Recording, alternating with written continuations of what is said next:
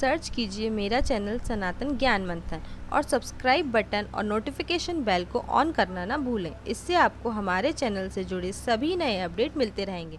नमस्कार दोस्तों, आप सभी का स्वागत है आपके अपने YouTube चैनल सनातन ज्ञान मंथन में। हिंदू धर्म में कई देवी देवता व उनसे जुड़ी कई रोचक कथाएं हैं। मेरा उद्देश्य सभी देवी देवता व उनसे जुड़ी कथा का ज्ञान आप सभी तक पहुंचाना है। आशा करती हूँ मेरे द्वारा बनाई गई वीडियो आप सभी को पसंद आ रही होंगी, तो हमारी सभी वीडियो को अंत तक जरूर देखें व बने रहिए हमारे चैनल पर और जुड़े रहिए अपनी धर्म और संस्कृति के साथ।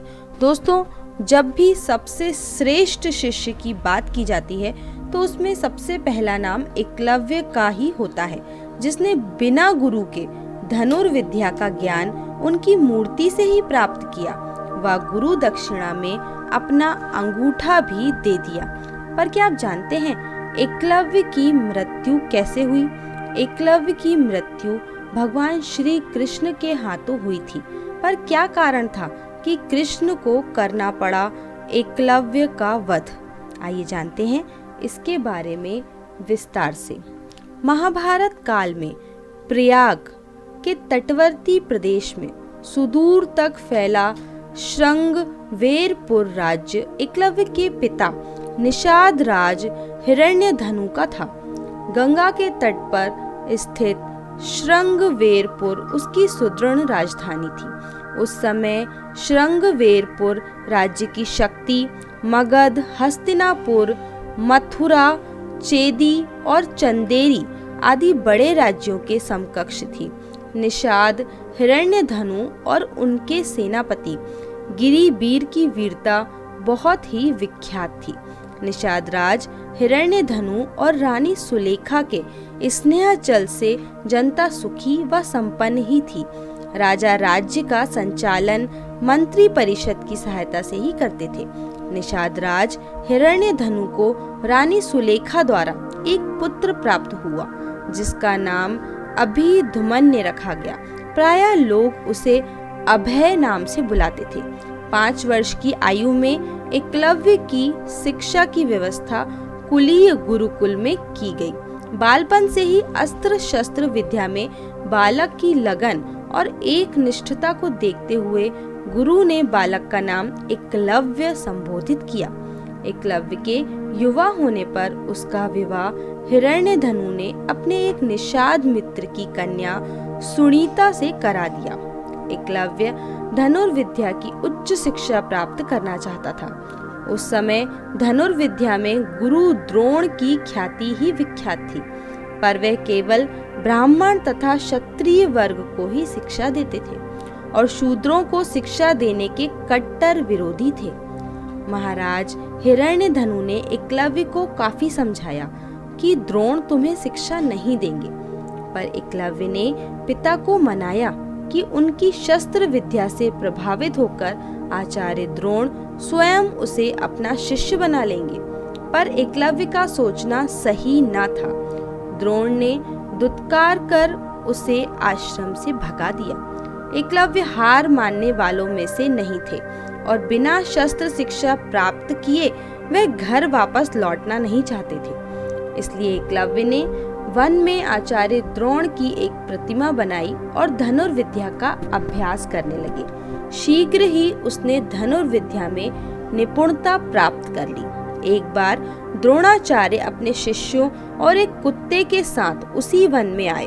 उस समय एकलव्य धनुर्विद्या का अभ्यास कर रहे थे। कुत्ता एकलव्य को देख भौंकने लगा। कुत्ते के भौंकने से एकलव्य की साधना में बाधा पड़ रही थी, अतः उसने अपने बाणों से कुत्ते का मुंह बंद कर दिया। एकलव्य ने इस कौशल से बाण चलाए थे कि कुत्ते को किसी प्रकार की चोट नहीं लगी। कुत्ता द्रोण के पास भागा। द्रोण और शिष्य एक श्रेष्ठ धनुर्विद्या देख आश्चर्य में पड़ गए। वे उस महान धनुर्धर की खोज में लग गए। अचानक उन्हें एकलव्य दिखाई दिया, जिस धनुर्विद्या को वे केवल क्षत्रिय और ब्राह्मण तक सीमित रखना चाहते थे। उसे शूद्रों के हाथों में जाता देख उन्हें चिंता होने लगी। तभी उन्हें अर्जुन को संसार का सर्वश्रेष्ठ धनुर्धर बनाने के वचन के बारे में याद आया।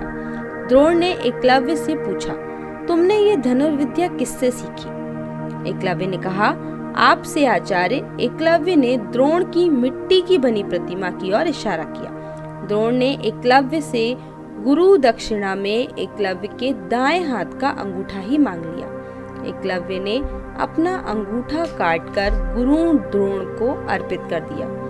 कुमार एकलव्य अंगुष्ठ बलिदान के बाद पिता हिरण्यधनु के पास वापस लौट गए। एकलव्य अपनी साधना पूर्ण कौशल से बिना अंगूठे के धनुर्विद्या में पुनः दक्षता प्राप्त करने लगे।